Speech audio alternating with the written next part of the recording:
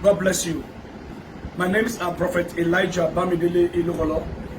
I am the privileged senior prophet of Christ House of Prayer and Deliverance Ministry and the privileged spiritual son of senior prophet T.B. Joshua. I'm here to speak about the death of my spiritual father, senior prophet T.B. Joshua. Firstly, I want to thank God for the fulfillment of his life, of his ministry, for all that God has used him to do so far during his lifetime. And I thank God that God was able to bring me in contact with him, and I was able to learn one or two things from him before he departed. I came out to speak out on this video simply because of what I've been hearing. A lot of messages and calls I've been receiving across the world. People have been saying a lot of things. I am here to let you know that Senior Prophet T.B. Joshua was a prophet of God to the core. You can attest to it. Go to the church and see what is happening there now. Everywhere, the whole world, and mourning and crying. If that man was not a good person, people will not be shouting and crying today. T.B. Joshua is a general that this generation will never forget in the world. And I thank God that God brought me in contact to him, and he was able to formit something inside me before he left. And those of you who have been insulting me and also insulting my spiritual father, why did I see it? Maybe you predicted Biafra, you predicted NSAS protest, you predicted this one, and everything you said keep to power. Why didn't you see this one? I am here to let you know that the prophets don't see themselves.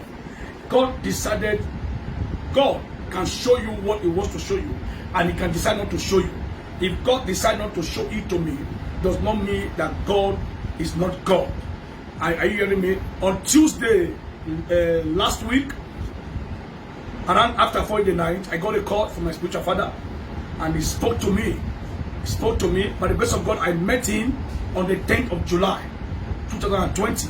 On the 10th of July, 2020 was when I met him. After God gave me revelations about him and asked me to tell the country, Nigeria, to go and see him and ask him the way out. What is God saying concerning the nation? And a lot of people were saying that I was fake. People said to me that was this, was that. And I came out again after a few weeks, and I also gave that revelation. And I said something that any nation where a prophet is not valued, that nation will collapse. That prophets are the mouthpiece of God. God cannot speak anything without saying, he cannot do anything without communicating in it with his prophet. So I gave that revelation, but a lot of people never took me serious. But today, and I said something, I said, now that you see Eli, you should go and see him. Everything I said that time is happening everywhere now. Everywhere now is happening. When the prophets speak, the wise, then listen. And one day he called me on the 10th of July. He called me and asked me to see him. And I went there with my wife, with my little baby, Jonathan.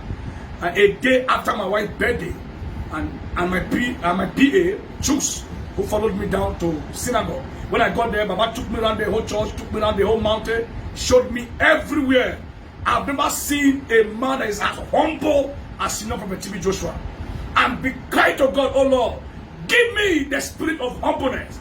Give me the spirit of humility, like that of my spiritual father, Prophet T.B. Joshua. I have not seen a man like that. He took me around the whole church, took us around everywhere, and brought me to his office. We sat down, we spoke for over 2 hours. When he was telling me things about his ministry, telling me things that he has gone through in ministry, and was using that to encourage me and telling me to be strong. After that, 2 weeks after he called me again, I met with him. Like I've been able to sit down with my spiritual father, Prophet T.B. Joshua, 101, 5 times, and he gave me free ticket to go to the mountain anytime I pray. I go to the mountain to pray anytime. I don't need to fill form before I enter the mountain. He gave me free ticket. He was a father. He was a mentor. Everything he told me, all the advice and encouragement. There's one particular thing he kept telling me, my son, do not forget that the greatest ministry of Jesus was the ministry of love and sacrifice. Ask God to give you the spirit of love and sacrifice. I want to assure you that those that know me can attest to it that I'm a man of God of love and sacrifice. And on Tuesday when he called me in the morning, prayed with me and spoke to me and said to me, my son, be courageous, be strong. Do not be discouraged. Do not let whatever you see, the circumstances around you, pull you down. Be strong. And I want you to know that where my ministry stops is where your ministry is going to start from. I never knew that Baba was speaking in parable. On Wednesday, Thursday morning, I also saw him in the dream. The things he told me on phone was the same thing he told me in the dream when he lay hands and was praying for me. And on Saturday or Sunday morning, which was supposed to be my birthday on the 6th of June, my most happiest day, I got the bad news. Some of my sons from America, Canada, all over the world were sending me messages that this is what we are hearing. Is it true? At first, I didn't believe. Until I placed a call across. I called this number severally. He didn't pick. And I had to call one of the workers, and they said to me, Daddy is gone. And that destabilized me. Since yesterday till now, I've not been able to get myself off it. But I thank God that Baba has gone to be with the Lord. And I started asking God question, Lord, why? Why now? Why now? Why now? And God said to me, my servant, I have spoken to you severally. The people did not hear.